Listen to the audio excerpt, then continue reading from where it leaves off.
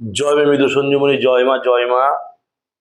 আমি শ্রী শ্রী মৃত সঞ্জীবন মহারাজ এবং আমার ইউটিউব চ্যানেল মা মৃত সঞ্জীবনীতে আপনাদের সকলকে স্বাগতম।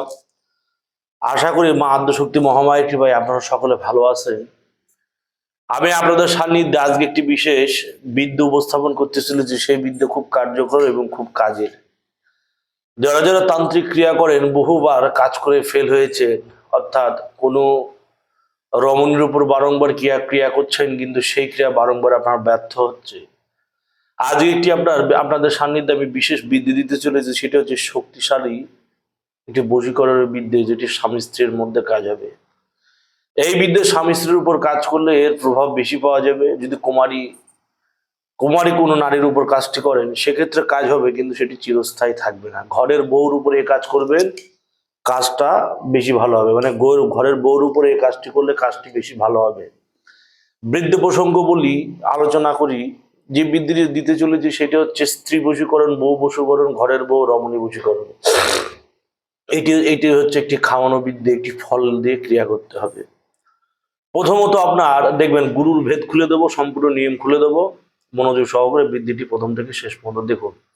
আচ্ছা, যে বিদ্যের কথা আলোচনা করছি সেটা হচ্ছে স্বামী স্ত্রীর মধ্যে কঠিন দাম্পত্য কলহ লেগে আছে, অশান্তি লেগে আছে। স্ত্রী যখন দেখবেন যে ঘরে আছে, সংসারে আছে, থাকার পরও সংসারে মন অন্যমনস্ক, বাপের বাড়ির জন্য স্ত্রীর মন পুড়ে যাচ্ছে, বা কোনো নাগরের পাল্লায় পড়ে গেছে, বা সে কারণ অকারণ আপনার সাথে অশান্তি করছে, কিছু হয় না হয় সম্পর্ক বিচ্ছেদের হুমকি দেয়, এই হন অবস্থায় ডিভোর্স দেওয়ার হুমকি দেয়, বলে বাপের বাড়ি চলে যাব, বা এক্সেট্রা কারণে যেসব পুরুষ জ্বলছে তাদের জন্য এটি হচ্ছে রামবাণ। রামবাণ কেন বললাম এখনো বুঝতে পারবেন। এই বিদ্যাটা কি করে প্রয়োগ করবেন সর্বোপরি বলি। যখন বউ অত্যাধিক পর্যায়ে চলে যাবে, যখন বউ অতিরিক্ত দজ্জালপূর্ণ স্বভাব ব্যক্ত করতে লাগবে, যখন বউ কোনো কিছুতেই বউকে যখন করায়ত্ত করা যাবে না, তখন বিদ্যাটি প্রয়োগ করবেন, বিশেষ ফল পাবেন। অর্থাৎ আপনার স্ত্রীর উপর ক্রিয়া করলে আপনার স্ত্রী আজন্মকাল আপনার বাধ্য থাকবে, আপনার বশীভূত থাকবে। মানে একবার ক্রিয়া করলে কিন্তু এটা সারা জীবন থাকবে, আপনাকে বারংবার এই ক্রিয়া আবার করতে হবে না। তো বিদ্যেটা কি? বিদ্যে হচ্ছে গিয়ে প্রথমত শনিবার মঙ্গলবার দেখে দেখবেন পতিত ভূমিতে জন্মানো, দেবালয়ে জন্মানো, শিবালয়ে জন্মানো, বা শ্মশান ভূমিতে জন্মানো একটি আনার গাছ খুঁজবেন। আনার গাছ মানে কি বুঝাবো আপনাকে? আনার গাছ মানে আমরা বলি হচ্ছে তাকে ডালিম গাছ, বেদানা গাছ বলি। পতিত ভূমিতে জন্মানো একটি আনার গাছ খুঁজবেন, অফল আনার গাছ। সফল আনার গাছেরও কাজ হবে, অফল আনার গাছেরও কাজ হবে। সফল আনার গাছের কাজটা এই মন্ত্রে আছে, কিন্তু অফল আনার গাছের একটি বিশেষ ক্রিয়া আছে, সেটা আমি বলে দেবো। আনার মিন্স ডালিম গাছ। শনিবার মঙ্গলবার থেকে পতিত ভূমির জন্মানো, দেবালয়, শিবালয়, শ্মশান ভূমি, গোরস্থানে জন্মানো গাছ লাগবে। কারোর বাড়িতে জন্মানো গাছে কিন্তু কাজ হবে না, গৃহে জন্মানো গাছে কিন্তু কাজ হবে না, মনে রাখবেন। এমন পর্যায়ে সে পতিত ভূমিতে জন্মানো সে আনার গাছ খুঁজে নিয়ে আসবেন। নিয়ে সেই আনার গাছ শনিবার মঙ্গলবার দিকে গাছ জাগানো মন্ত্র দিয়ে গাছ জাগিয়ে তান্ত্রিক পদ্ধতিতে ক্রিয়া করার পর সেই গাছের জ্বর পূর্ব দিকে মুখ করে সেই গাছ থেকে পূর্ব দিক থেকে একটি গাছের শেকড় তুলে নেবেন। তুলে নেওয়ার পর সেই গাছের শেকড়কে রাত্রেবেলা নিজের প্রস্রাবের মধ্যে ডুবিয়ে রেখে দেবেন। নারী বশীকরণ করবেন, কিন্তু সারা রাত নিজের প্রস্রাবের মধ্যে জড়িয়ে রেখে দেবেন। জড়িয়ে রেখে দেওয়ার পর পরের দিন অর্থাৎ রবিবারের দিন সেই আনার গাছ তুলে নিজের সামান্য 3 ফোঁটা বীর্য স্খলন করবেন। খুলে বলছি, তান্ত্রিক ক্রিয়া এরকমই হয়, বশীকরণ ক্রিয়া খাওয়ানো বিদ্যা এরকমই হয়। নিজের শরীর থেকে 3 ফোঁটা বীর্য স্খলন করবেন এবং নিজের শরীরে 3 ফোঁটা ব্লাড দেবেন। দেওয়ার পর সেই জিনিসটি অন্ধকার ঘুটঘুটে পূর্ণ ঘরের মধ্যে ছায়ায় সেই গাছের শেকড়কে, সেই দ্রব্য, সেই গাছের শেকড়কে ভালো করে আপনি শুকিয়ে নেবেন। সেটা যখন শুকিয়ে খটখটা হয়ে যাবে তখন সেই শেকড়টি অর্ধেক কেটে নেবেন। অর্ধেক কেটে নিয়ে শিলপাটাতে বেটে সে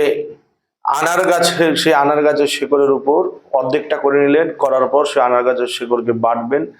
বেটে নিয়ে যে বিশেষ একটি মন্ত্র আছে, এই মন্ত্র পড়ে 3 বার পরে 3টি ফু দেবেন। দেওয়ার পর সেই আনার গাছের বাটা শেকড় আপনার স্ত্রীকে, আপনার স্ত্রীর অলক্ষ্যে সে গাছের শেকড়টি খাইয়ে দেবেন। এবং যে আরেকটি অর্ধেক যে গাছের শেকড় আছে, সেই গাছের শেকড় ঘরের মেঝে যদি কাঁচা হয়, আপনার ঘরের মেঝে যদি কাঁচা হয় তাহলে কিন্তু খুব কাজ হবে।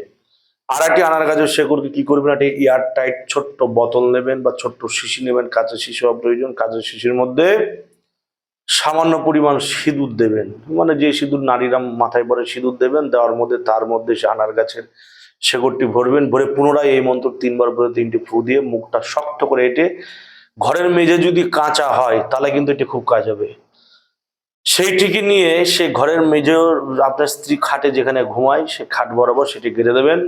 গেড়ে দিলে দেখবেন যতদিন সেই গাছের শেকড় আবদ্ধ অবস্থায় থাকবে ততদিন আপনার ঘরের স্ত্রী আপনার দাস হয়ে থাকবে, আপনার বশ হয়ে থাকবে। আপনার স্ত্রীকে আপনি যা বলবেন যে কথা বলবেন সেটাই মানবে, পুঙ্খানুপুঙ্খু সতীসাধ্যী নারী হয়ে আপনার সাথে জীবনের শেষ সময় পর্যন্ত আপনার সাথে জীবন নির্বাহ করবে। আপনার সাথে জীবনে একটা কটু কথা বলবে না, আপনার সাথে জীবনে একটা বাজে ভাষায় কথা বলবে না, উচ্চ স্বরে কথা বলবে না, সে একবারে ঠান্ডা হয়ে যাবে। এবার যাদের হচ্ছে ঘরের মেঝো কাঁচা না পাকা বা কেউ দোতলাতে থাকে, সেক্ষেত্রে কি করবেন, ঘরের সে আনার গাছের শেকড়টা সিঁদুর লাগিয়ে লাল শালুকে ভালো করে পেঁচিয়ে, ছোট্ট লাল শালুকে ভালো করে পেঁচিয়ে লাল সুতোতে বেঁধে সেটি স্ত্রী যেখানে ঘুমায় স্ত্রীর ঘুমানোর জায়গায় খেতার নিচে, বালিশের খেতার নিচে বা স্ত্রীর বালিশের ভেতরে বা তোষকের নিচে সেটি রেখে দেবেন। যতদিন থাকবে ততদিন আপনার এই বিদ্যাটি কাজ করবে। এবার ফলের উপর কি কাজ করবেন, একই প্রকার পতিত ভূমিতে জন্মানো সেই গাছ থেকে একটা ফল নিয়ে আসবেন, মানে পাকা পোক্ত ডালিম গাছ, এটি একটি ডালিম নিয়ে আসবেন, পাকা পোক্ত একটি ডালিম নিয়ে আসবেন, নিয়ে এসে সেই ডালিমটাকে এড়াবেন বা ভালো করে এড়াবেন, মানে ছোটাবেন, ছুটিয়ে নিয়ে 21খানা আনার দানা সেখান থেকে বের করবেন, মানে পরিষ্কার করে নিলেন, ছুটি একটা পাত্রে লাগবেন এবং সেখান থেকে 21খানা আনার বের করবেন। নিজের বাম হাতের কুড়ে লোকের সামান্য কিছু সুই দিয়ে হোক কোনো কিছুতে ফুটো করবে, করে সেখান থেকে 3 ফোঁটা ব্লাড সে 21খানা মানে আনারের দানার উপর, ডালিমের দানার উপর দিয়ে দেবে। দেওয়ার পর উক্ত মন্ত্র 7 বার পরে 7খানা ফু দেবে, দিয়ে সেই 21খানা আনার বাকি আনারের সাথে মিশিয়ে দেবেন। মানে যে সেই 21খানা আনার আপনি মন্ত্রভূত করলেন, 21খানা আনার যদি বউকে খাওয়াতে যান, যে ব্লাডের স্মেল পাবে ধরে নেবে বা কোনোভাবে ধরে নিতে পারে, বাকি যে আনার আনিয়ে রেখেছেন তার মধ্যে মিশিয়ে দেবেন। মিশিয়ে দেওয়ার পর স্ত্রীর সামনে বসে স্ত্রীর সাথে আপনি এবং আপনার ঘরের অর্ধাঙ্গিনী ওয়াইফ দুজনে একসাথে মিলেমিশে সেই আনারের দানা খাবেন। যত খাবেন সম্পর্ক মধুর হতে থাকবে, যত খাবেন একটা খাবেন, যত আনার একসাথে বসে খাবেন তত সম্পর্ক মধুর হতে থাকবে। এবং এই ক্রিয়ার মাধ্যমে আপনার স্ত্রী আজন্ম কাল আপনার যেমন বাধ্যগত থাকবে, ঠিক তদ্রূপ আপনিও আপনার স্ত্রীর মনোনীত হয়ে থাকবেন। খুব প্রভাবশালী এবং কাজের একটি বিদ্যে। একটি ক্রিয়া দিলাম গাছের শেকড়ের, আনার গাছের ক্রিয়া, এবং এটি আনার গাছের হচ্ছে ফলের একটি ক্রিয়া দিলাম। এই দুটি ক্রিয়া নিজের ঘরের অর্ধাঙ্গিনী স্ত্রীর উপর কাজ করতে পারেন, কাজ হবে সারা জীবন। এটি আপনার প্রেমিকার উপরেও কাজ করতে পারবেন, কুমারী নারীর উপর কাজ হবে, কুমারী প্রেমিকের উপর কাজ করবেন, বা বিবাহিত নারী যাকে ভালোবাসেন তার উপরেও কাজটি করতে পারবেন। এবার কিন্তু পুড়তে হবে বা রাখতে হবে কিন্তু তার মাথার নিচে, তার বালিশের নিচে বা তার ঘরের নিচে সেই মালটা রাখতে হবে। রাখাইটাই কিন্তু বড় ওস্তাদি খেল। এই কারণে ঘরের বউর উপর এগুলো কাজ বেশি ভালো হয়। প্রেমিকার তো বাড়ি যে নিয়ে বালিশ ফুটা করে বা তোষকের নিচে রাখা যাবে না বা সেটি খাওয়ানো যাবে না।